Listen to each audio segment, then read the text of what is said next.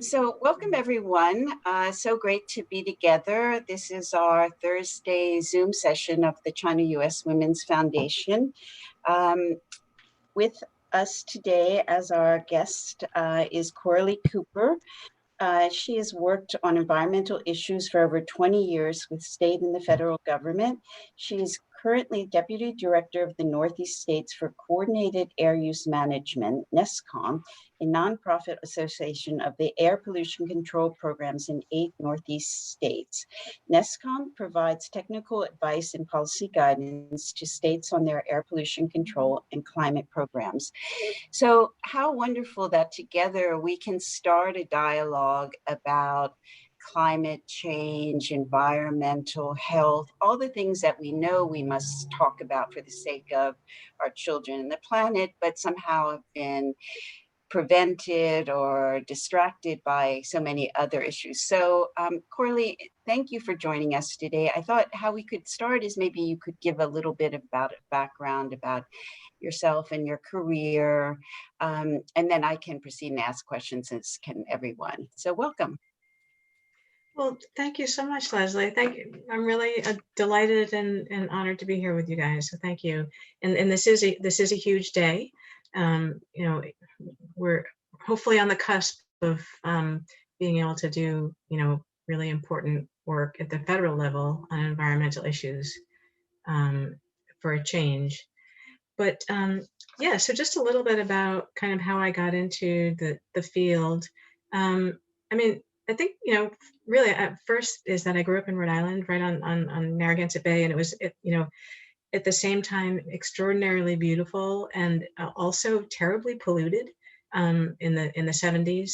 And so it kind of gave me an early awareness of environmental issues. And there were bumper stickers on everyone's cars about the bay. And so it was very front and center. So maybe that was the first thing. And then I did go, kind of in my I studied biology in college. So that was also kind of moving along the pathway toward, public health, which really is one of my main interests. And then I took a little bit of a detour, and I went to Papua New Guinea for a year. It actually ended up being a year and a half. So that was also important in that just kind of taking my, being outside of the world that I was so used to absolutely and completely for a very long time. And then also that, there's enormous natural beauty in the place. So the rainforest, and there were cockatoos and parrots and flying foxes, which is a kind of bat, and sea turtles, and it was extraordinarily beautiful, which was then near the end of my stay ended with a timber logging company arriving and setting up shop and cutting large swaths of the forest. So it was almost like a repeat of living on Narragansett Bay, where there was this beauty, but then there was also an environmental problem that was taking place in ecological destruction. So I think that gave me a sense of, sorry to interrupt, but your camera, it's moving up and down. Oh, is it? Some sort of bobbing the camera. Oh, okay. Okay, thank you. That should be better. Okay, great. So I think that, just seeing that project come to the rainforest and how it affected the people and the ecology really gave me a sense of urgency and a feeling that I needed to do something about this. And it just kind of fit with what I was already interested in. And then I moved back to New York City, and I was working, midtown, just various jobs. And, the air quality in the city was very bad in the summer. And there was a woman who would arrive at work every day and she was wheezing and having difficulty because of the air quality. And I just felt, really bad for her. And I thought, is this legal? Because the air was kind of like soup at Midtown, and these buses were going by. And at the time, they were belching out black smoke. They don't do that anymore. But so that, so all of these things kind of led me to think, I really need to go act now and go into the environmental area. And I started volunteering for the Natural Resources Defense Council. And from there, went back to graduate school and was lucky enough to work on, you know, all kinds of programs. But that, I think that's, you know, really the path that I took to get into the environmental area and why I did.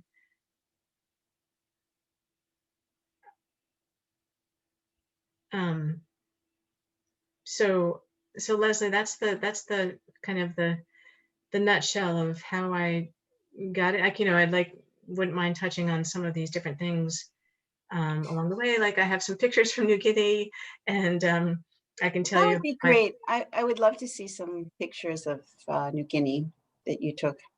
Yeah, yeah. Okay, so I was there for a year and a half with my he was not my husband, but he became my husband. And I'm just going to show you. So he is an anthropologist, and I was with him during his time field work.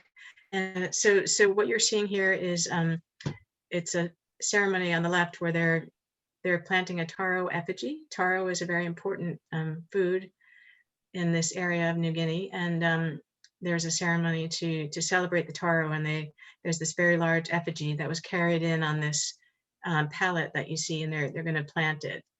And then in the middle, you see a woman with a traditional skirt, a grass skirt. And on the right, there's a little boy who, this is his first taro ceremony. And so he's getting painted with ochre paint on his chest by the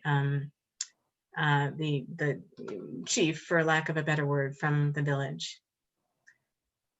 And then I'm going to, oops, would like to scroll down. For some reason, I'm not. There we go.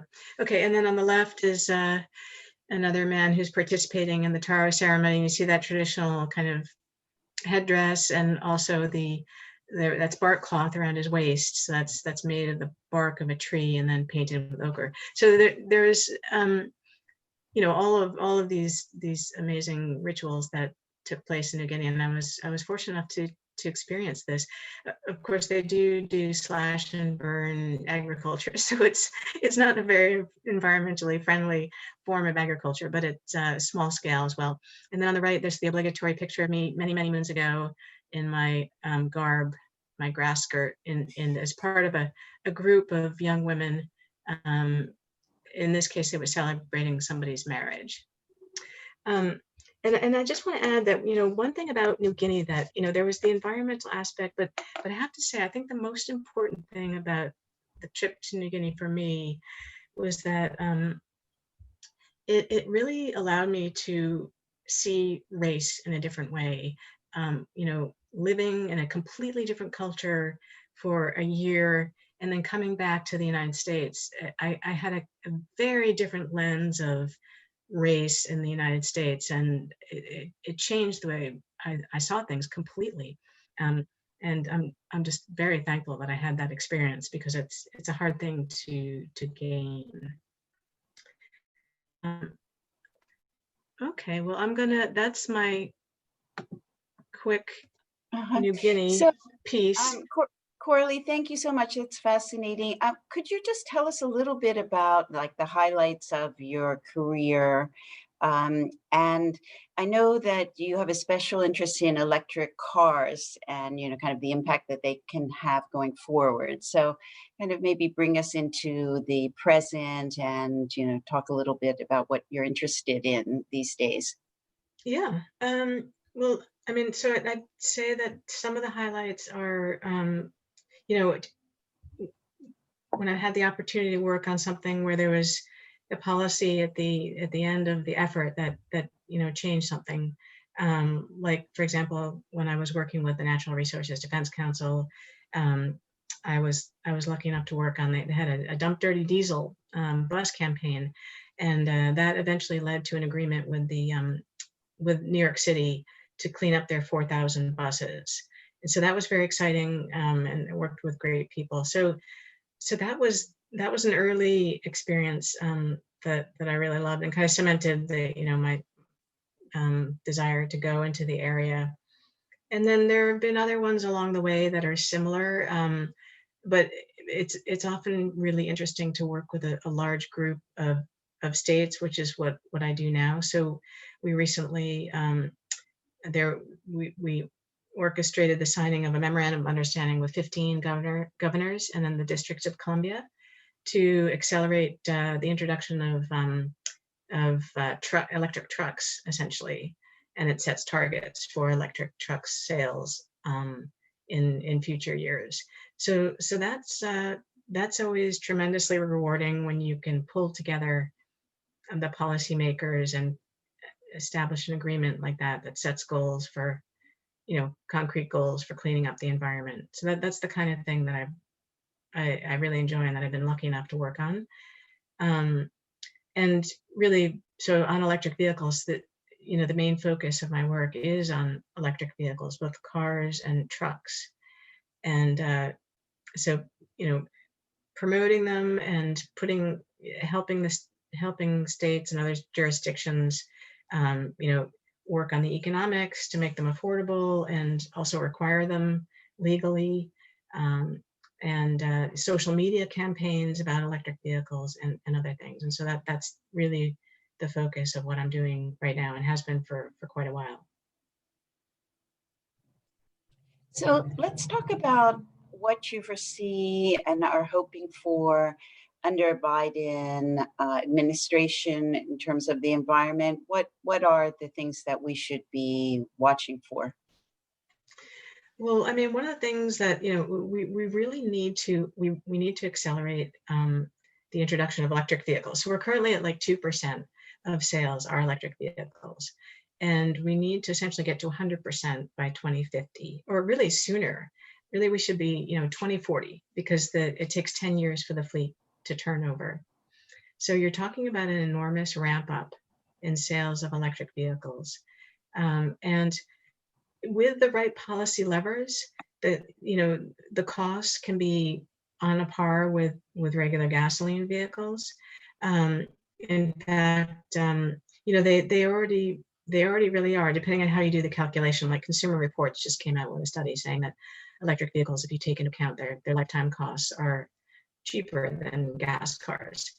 But what I'm hoping from a Biden administration is a return to policies that will help electric vehicles. I mean, we had policies in place before the current administration, and those they've really taken a sledgehammer to them, just right and left. Taking away state programs that and a state authority that they were given by Congress, and undoing federal regulations, as you've read. And so I would expect that a Biden administration will go back and put in place greenhouse gas standards for vehicles, and give the states back the authority that they rightly should have. So put in place incentive programs, infrastructure like charging stations for electric vehicles. They've talked about a jobs program for renewable energy and electric infrastructure. So there are a whole host of things that Biden has laid out on his website that all look very, very promising, and kind of get us back on track. So that's what I'm hoping for.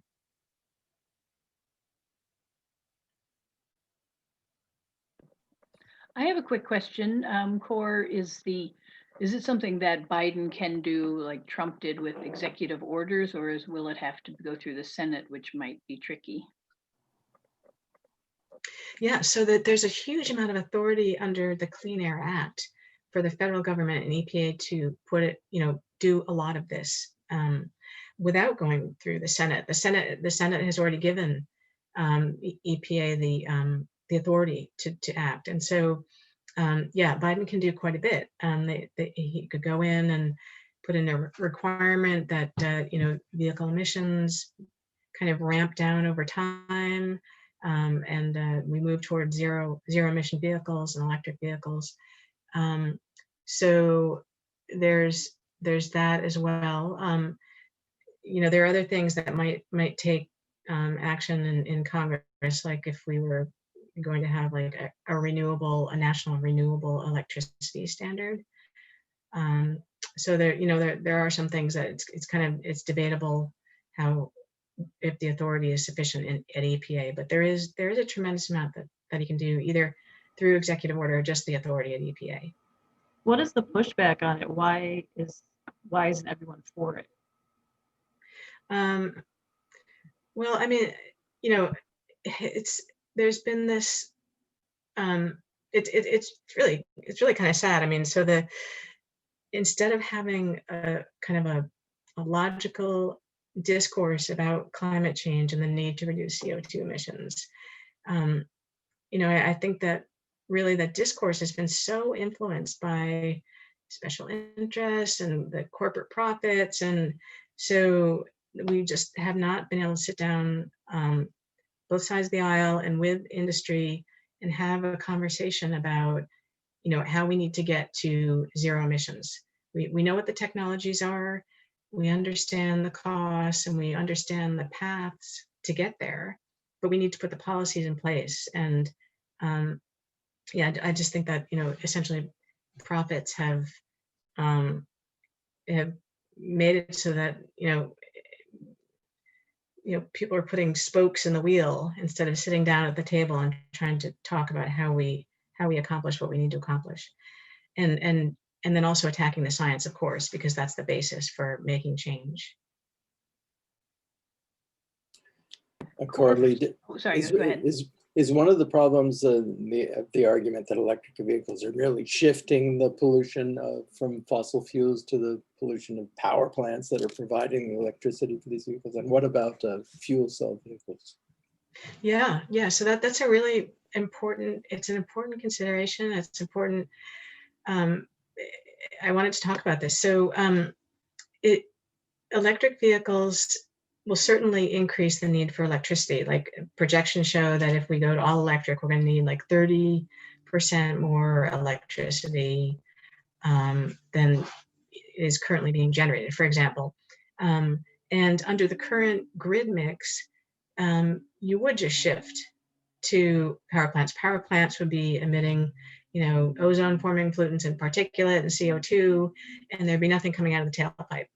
But what a lot of governors in the country have committed to is to shifting their electricity mix to 100% zero carbon by a date certain. And so with the introduction of zero carbon, the acceleration of zero carbon electricity, the electric vehicles will get cleaner and cleaner. But that shift absolutely has to happen. That's a critical component of the entire approach. Coralie, for someone like me who doesn't own a car, I've not really paid attention to the costs of this. If I was setting out to buy a new car, can I buy an electric car? And if so, what does it compare cost-wise to a regular gas car? Yeah, so the Consumer Report study that just came out really looked at this, and so they found that they're $10,000 to $40,000 more expensive than a regular car. 40 is really at the high end when you're talking about where you're competing with a Mercedes S-Class, that kind of thing. But you can also get the kind of cheaper models, and there's less of an increment. But there is that upfront cost. And this is kind of true across, when you look at a lot of environmental technologies, there's an upfront cost, but then a lot of your operating expenses are cheaper. But people aren't used to thinking of that way. They're used to having kind of a cheaper technology up front, and then they expect to have some operating costs. Like the average household spends $4,500 a year on energy. So if you had an upfront capital cost where you made your house very efficient, then you would have lower operating costs. But it's kind of shifting that expectation and putting in place policies to allow the cost to be smoothed over the life of the technology. And just to say that in electric vehicles, though, the costs are coming down. And so it's expected that they'll be, the same as gasoline vehicles, somewhere between like 2023 and 2027, depending on who is doing the projection. So, it's anticipated that even that will disappear. I'm wondering, Coralie, what role you see for hybrid vehicles. Yeah, hybrid vehicles are really important. Kind of, they're like a bridge. So they get people, like, they're especially plugins, because people still have the engine and they can drive as far as they want. They don't have to worry about, plugging in and running out of electricity in their car. But they also get used to plugging in, and they see how easy it is. You don't have to go to the gas station. You can charge right at home and that kind of thing. So I think they're really important, but they also have to go away if we're going to get to zero emissions. So, the range in electric vehicles needs to increase, the cost needs to come down. We need the right policies to incentivize them. And, hybrids will certainly be an important piece, but they will have to go away. Yeah, and your expertise is the Northeast, but out here in the West, I know there's a lot of anxiety about going all electric if, for example, you're going on an extended road trip because the distances are so great, or you're going up into the mountains or somewhere where you would not have access to plug-ins. And anyway, I assume our governor is working on these things, but yeah, well, one of the important things is sort of battery density. So the energy that can be, that is in the battery. So that kind of is increasing. It increases every year. So, you want to get to the point where you have a battery that can take you, 500 miles. And we're getting there. And so then you're going to want to stop anyway, because you're going to want to stop and get dinner, or do something, coffee or something. So we'll need the infrastructure, the charging stations, to be ubiquitous. And then you stop and you charge, you get another 500 miles or whatever, and then you continue on your journey. It has to be fast. Yeah. So fast charging. So there I don't want to minimize the work that has to be done. There's an enormous amount of work that has to be done. But we can do it together, and we know kind of what the policies are, and want to create jobs, obviously, at the same time. I have a question in terms of the vision in the country between Republicans and Democrats. Is this all going to be administered on the federal level, so it will be nationwide, or will this be left to the states and then it'll be piecemeal? It really needs to be a combination of both. We have to have federal action on a number of different areas. So helping with electricity rate structure, and on federal highways, that you have infrastructure throughout, and so the federal government can be enormously important there. States also need to be acting, and the federal government needs to be passing money to the states, and that's a primary function of like the Department of Transportation and EPA really is to pass money to the states. That's one of their primary functions. And so they need to be doing that, and they need to be setting up the programs for,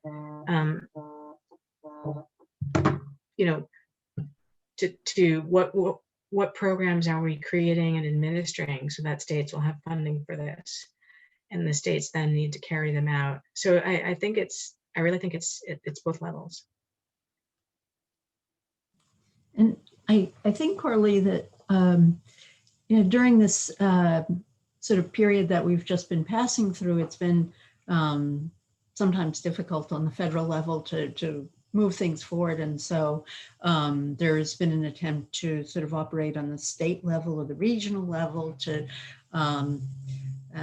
let's say, still move forward without dealing with the impediments that you might have at the federal level.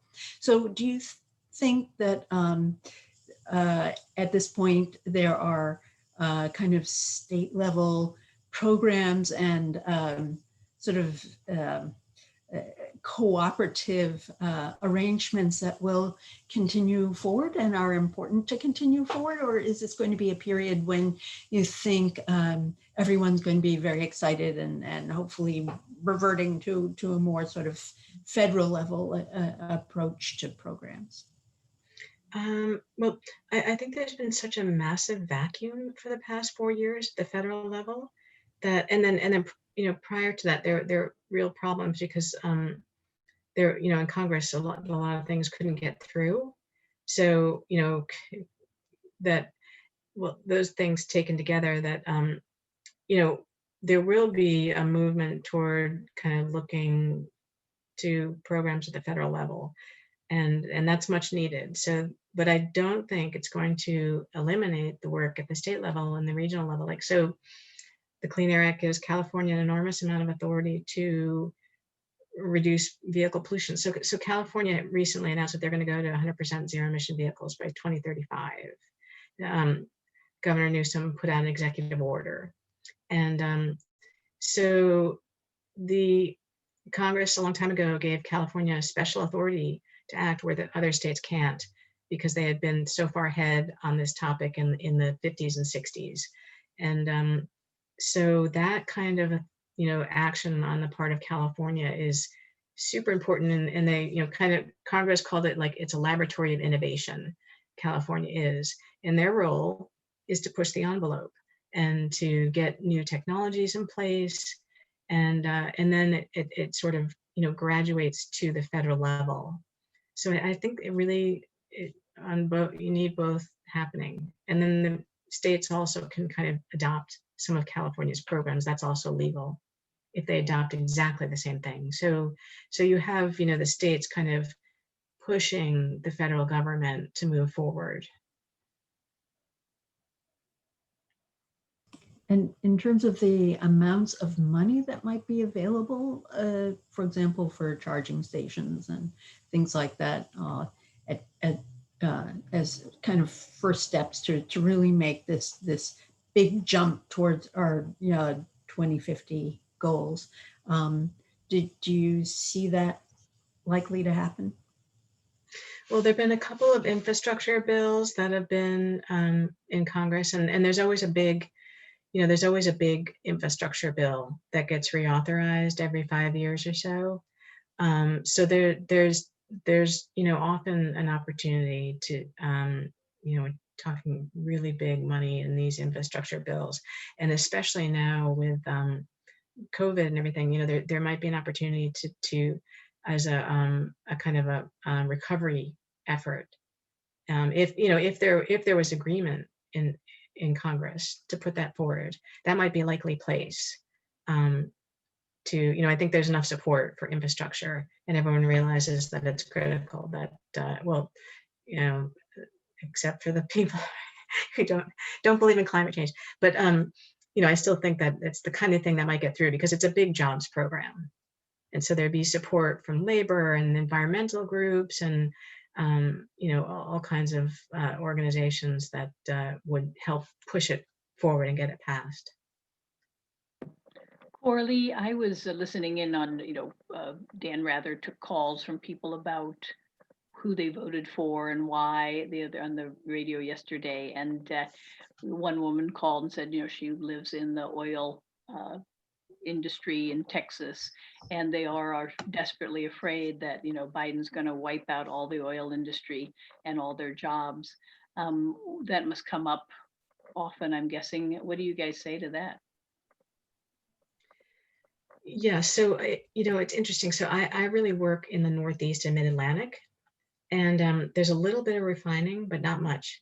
And so it's kind of a different conversation than you would have if you were in Texas or something, because we have the oil industry coming in and saying, we don't like this policy, or we think this is going to raise fuel prices, or we don't have the technical ability to eliminate sulfur from fuel, or whatever it might be. But there isn't that direct economic impact in the Northeast and Mid-Atlantic. So it's not something that we're constantly dealing with, and an issue where you have stakeholders at public meetings that are bringing that up all the time. But I would say that kind of generally what needs to happen, and going back to the 2016 election, I think this is something that didn't get articulated well enough, is what to do about coal jobs. Like, people were really losing their jobs, the coal miners, and that's just continued. It's only accelerated. regardless of Trump's efforts to prop up the coal industry. But there has to be a real conversation. What do we do? How do we keep those people in jobs? How do you transition the industry? There's kind of a split, like where the European oil companies are trying to transition more to renewable fuels. So like they're for example, they're looking at, can they use solar and wind to create hydrogen? And they've been making hydrogen for very long time. They know how to make hydrogen. So they could, in theory, transition, their operations to make hydrogen. And then that would be part of the green economy. So, but the American oil companies are doing much less of that and more kind of digging their heels in and just trying to, retain the market share for oil. So it has to be a change in mindset, and then a real conversation about how do we, not lose all of those jobs. Coralie, we just recently had a Gen Z Global Forum, so we're kind of trying to be in tune with the next generation with so much change. You had to be talking to Gen Z members about like, where are the job opportunities in this sector? What would you say? I mean, I think that, there will be opportunities in a number of different areas, but everything from we need to ramp up vocational training. Vocational schools need to be doing training for electricians in how to, essentially we need to go to an all electric energy system. Our houses, our cars, our trucks, the way we heat our homes, and everything, all of our appliances need to be electric. And so there's kind of vocational training on how to switch over all of these technologies and the wiring. There are opportunities in financing, because there's a lot of innovative financing that where I was describing that the upfront cost is more expensive for the clean technologies often. How do you change your financing to make that work? It can work, but you need to have innovative financing mechanisms. And then policy is a huge area, because we have to get policy in place. So I think that there are really a lot of different kinds of opportunities. And I think that's just a few, really, that there are many more. And Coralie, I just want to mention wind technicians. That's the fastest growing area right now, and people are making good money. They're moving from the oil industry to wind because there's kind of a crossover. But anyway, sorry, Lisa. I was just going to say, well, what about solar? Absolutely. So you have, the installation, you have the wiring, you have the manufacturing. Now Tesla is doing their solar roof, so they're looking desperately to hire roofers, because they need people who have experience roofing to actually put these systems in. And of course, electrical engineers and batteries are an enormous growth area. So people understand battery chemistry are very important. And you're going to have very big factories that are making batteries, and so they're going to need to hire people. Could you tell us a little bit, if you know, with solar, of course, under the last administration for the last 4 years, of course, that also we didn't get to hear much about, or at least I didn't. Can you give us a little update on how you see the solar possibly getting a push under maybe the new administration? Yeah. Well, so there are a couple of things. Like the Department of Energy is really important in the kind of the way that they study things, and they can their analyses sort of point the way for policy and kind of technologies. So like they did a study showing that we could get basically like a tenth of, I'm sorry, it was much more, it was quite a bit more than that, maybe. Just installing solar on households in the US, it was closer to probably a third, depending on how you do the calculations. So so that kind of studying what's the potential, where should we put it? What are the limitations? So, Department of Energy will play an important role there. And like Obama had a fantastic head of the Department of Energy, a physicist, and then we went to Rick Perry under Trump. So we need somebody who's really qualified. But then there are things like the solar investment tax credit that these things need to continually be renewed, and it provides a federal tax credit for the installation of solar panels. And again, like some of the big supporters for these kinds of things have been Republicans. Like Grassley was one of the biggest supporters for one of the investment tax credits. So I think it's sort of leadership in trying to get these things pushed through Congress. So that's a really important function. And what about returning to the Paris Accord? Do you think that's going to be a January decision? I think it's January 21st. Definitely. Yeah, it's just incredible that the day after the election we exited the agreement. But yeah, the United States really has to be in on that agreement. And Biden has said he would get us back in on day one. So that's my hope. Are there other countries that you guys admire for their green and electric vehicle work? Well, like Norway is, they're at like almost 60% new vehicle sales are electric. And, they've just tweaked their policies a little bit. Like you can ride on toll roads for free, and you don't have to, there's certain taxes that you're exempt from, but it just turns it from, being slightly more expensive to being beneficial. And so people have gone in droves to buying electric vehicles, and it's really without that many models being available. So as more models become available, I think that's just going to increase. So Norway is great. I mean, China has a stated goal to go to 50% electric by 2035. So that, and in combination with their enormous efforts to put in renewable energy, that's terrific. There are 12 jurisdictions, 12 countries that have 100% electric vehicle requirements. So there are a number that are kind of racing ahead and pushing the envelope. That's so great to hear, Cora. You're really cheering me up. Oh, it's going to happen. It's going to happen. But one thing I was wondering, and I'm not speaking from great knowledge except as a Prius owner, but our state, Washington State, did this stupid thing a few years ago. We have a very regressive tax structure, and a lot of our highway repair is tied to the gas tax. And so in contrast to Norway, owners of hybrids and electric cars were actually levied an additional tax because we weren't supposedly pulling our weight on the gas tax, if you follow that insane logic.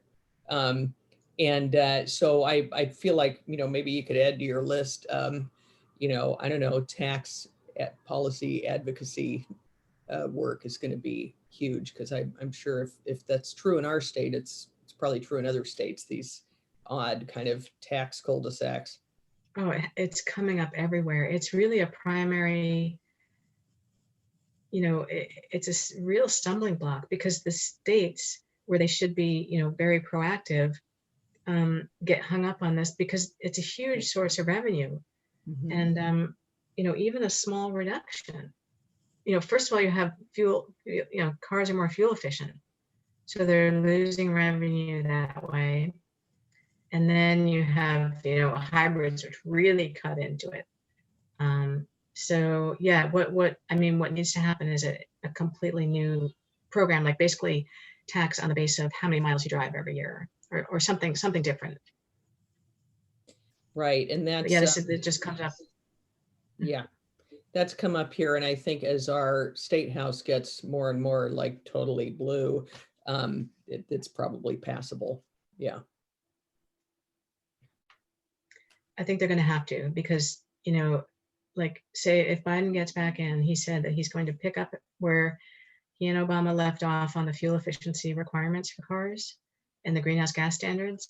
And it's going to mean that, you know, cars are just going to be using less and less and less fuel. And as they get more efficient, and, you know, that revenue is just going to have to be replaced. Yeah, I must say, having lived in Europe and traveled, I'm always so struck how gas is so much more expensive in the rest of the world. And the United States, I'm assuming, keeps it sort of propped up to keep it at, I mean, here in New York, I think it's $2.05, which I think it was for, you know, when I was a kid. So I'm assuming that also would have to, you know, if it was more true to the real cost, it would be also incentive to move to cleaner energies. Yeah, this is a primary thing. I was at a conference, and somebody very high up at Daimler, you know, Mercedes, got up and he said, you know, look, we can transition to electric trucks. I mean, even the heaviest trucks, we can do it. We have the technology. You know, they're clean, they're fun to drive. They, you know, we can make the transition, but diesel is too cheap. We have to increase, you know, diesel tax. You know, he was suggesting like a nickel or a 10 cent increase every year for the next 30 years. And just, you know, in that way, people would, you know, it would level the playing field. Well, there's been some discussion, well, for a while, of having a carbon tax, basically, to sort of get us down to that zero carbon emission point. I don't know, that could do it. That would certainly be an incentive to avoid carbon and use electric vehicles, including electric trucks. But it's something that tends to be, I don't know, maybe not yet adopted by many people who are not involved in the energy field. But certainly it's possible to make a campaign to make it understandable and acceptable. Absolutely. I mean, that's kind of the holy grail, really. I didn't bring it up because the Senate is looking, you know, like it's not going to, it might not tilt. I mean, maybe it will, but you'd really need the Senate and the House. And, but that's one federal policy that would bring us a huge way toward a transition, or, you know, to zero carbon transportation. It would address other sectors of the economy too. It's really the way everybody thinks this is, you know, that's the way to do it. And people can make their own decisions about where they want to spend their money. And get, you know, so it gives people a little bit more kind of choice. It's across all the sectors of the economy. It's a very efficient way to do it.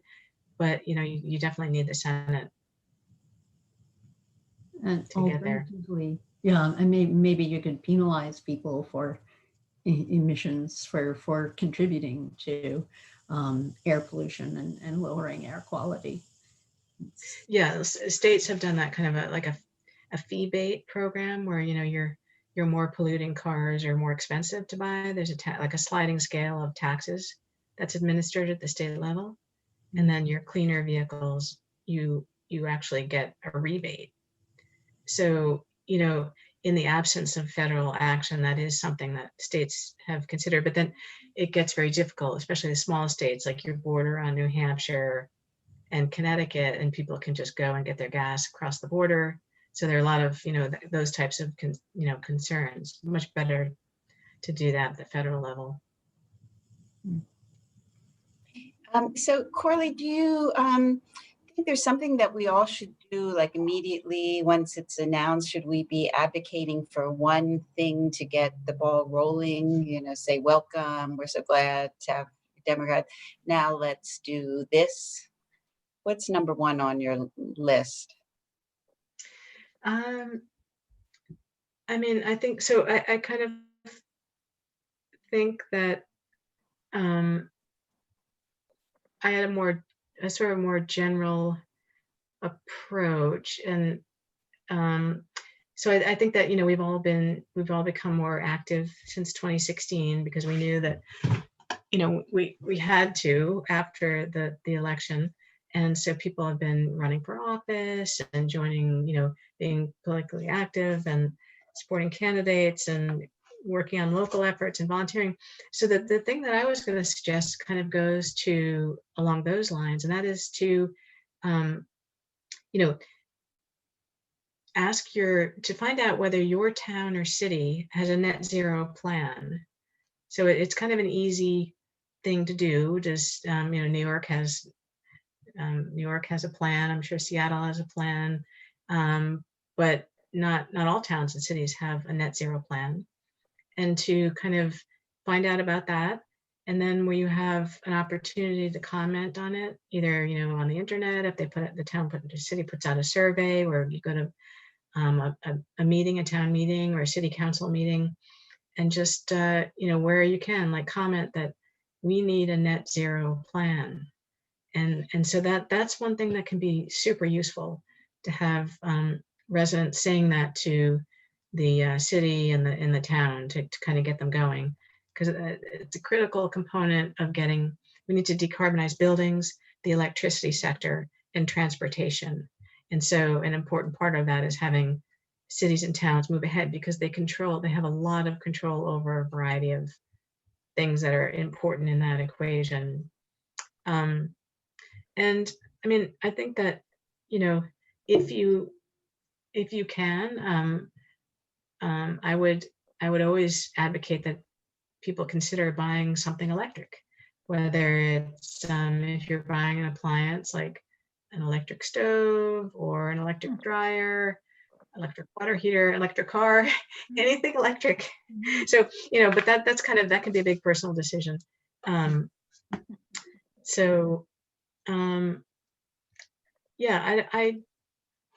I think those are the kind of the main areas. Certainly, if there's any opportunity to provide comment on state initiatives, that states are moving ahead, and they often put things out for comment. Even just sending an email. Of course, if you wanted to appear in person, that's great. But you can always just send an email or give a call to representatives.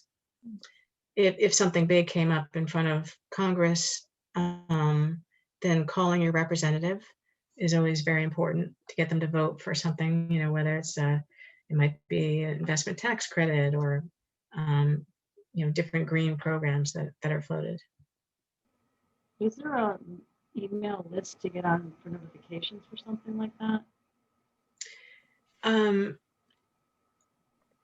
Often the big environmental organizations, like the Natural Resources Defense Council, they'll do kind of alerts to their members. So Environmental Defense Fund, Sierra Club, and those kinds of organizations will send out alerts, call your congressman or congresswoman about, this issue. So that's a helpful way. But on the local level, I've found that really it's kind of just going to, the city website and asking to be emailed information about things. And then you get information.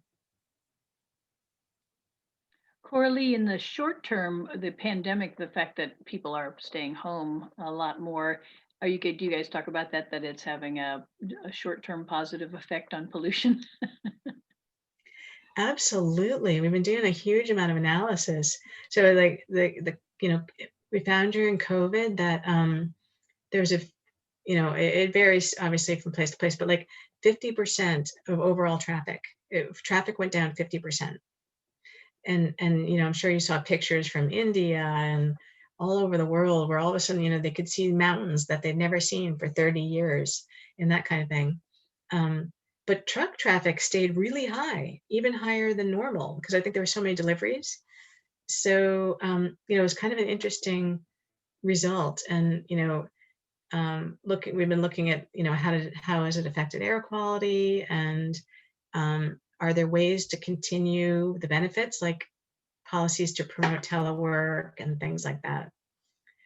But it's really fascinating. It's had a huge impact.